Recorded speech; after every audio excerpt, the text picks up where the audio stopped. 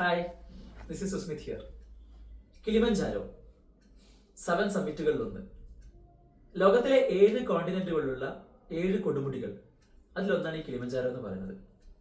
നമ്മുടെ ഏഷ്യയിലുള്ളത് അത് എവറസ്റ്റ് ആണ്. ആഫ്രിക്കയിൽ ടാൻസാനിയയിലാണ് ഈ കിളിമഞ്ചാരോ സ്ഥിതി ചെയ്യുന്നത്.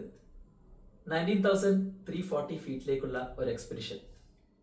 ഈ കിളിമഞ്ചാരോ എന്ന് പറയുന്നത് വേൾഡിലെ ഹയസ്റ്റ് ഫ്രീ സ്റ്റാൻഡിംഗ് മൗണ്ടൈൻ കൂടിയാണ്. അതായത് നമ്മൾ എവറസ്റ്റ് ഒക്കെ ഹിമാലയൻ റേഞ്ചസ്, മൗണ്ടൻ റേഞ്ചസിൽ പെടുന്ന ഒരു സംഭവമാണ് എവറസ്റ്റ് എന്ന് പറയുന്നത്.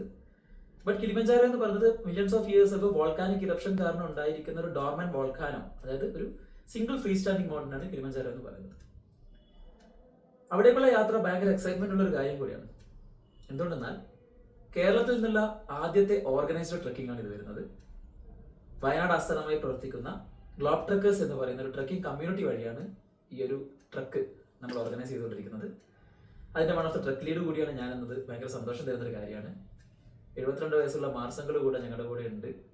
അതും വലിയൊരു കാര്യമായിട്ട് ഞങ്ങൾ കരുതുന്നുണ്ട്. അതിൻ്റെ കൂടെ ഈ കിളിമഞ്ചാരോ പോകുമ്പോൾ നമുക്ക് ഫീൽ ചെയ്യുന്ന ഒരു കാര്യമുണ്ട്.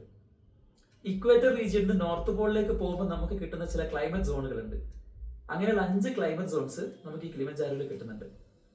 ആദ്യം നമുക്ക് കൾട്ടിവേഷൻ ലാൻഡിലൂടെ പോകും, പിന്നെ നമ്മളത് റെയിൻ ഫോറസ്റ്റ് റീജിയൻ ആവും, പിന്നെ അത് മൂർലാൻഡിലേക്ക് പോകും, അത് കഴിഞ്ഞ് ആൽപൈൻ ഡെസേർട്ട് ഫീൽ ചെയ്യാൻ പറ്റും, ഏറ്റവും ലാസ്റ്റ് ആർട്ടിക് ഐസ് റീജിയൻ. ഈ ഏറ്റവും മുകളിലെത്തുന്ന സമയത്ത് നമുക്ക് കുറെ ലേയേഴ്സും കുറെ ഡ്രസ്സിങ്ങും കാര്യങ്ങളൊക്കെ ആവശ്യമുണ്ട്. അത് ഈ 5 ക്ലൈമറ്റ് സോണിലൂടെ പോകുന്നതുകൊണ്ട് തന്നെ അങ്ങനെയുള്ള എക്യുപ്മെന്റ്സ് നമുക്ക് ആവശ്യമുണ്ട്. സോ ഗിയർ ആയിട്ടുള്ള അല്ലെങ്കിൽ ടെക്നിക്കൽ ക്ലൈംബിങ്ങോ കിളിമഞ്ചാരോ ഇല്ല. എന്നിരുന്നാലും നമ്മുടെ ബോഡിയുടെ പ്രൊട്ടക്ഷന് വേണ്ടി ചെയ്യുന്ന ചില കാര്യങ്ങൾ നമ്മൾ ഇതിലെടുത്തേ മതിയാവുള്ളൂ. എന്നാൽ മാത്രമേ ഇത് കംപ്ലീറ്റ് ചെയ്യാൻ പറ്റത്തുള്ളൂ.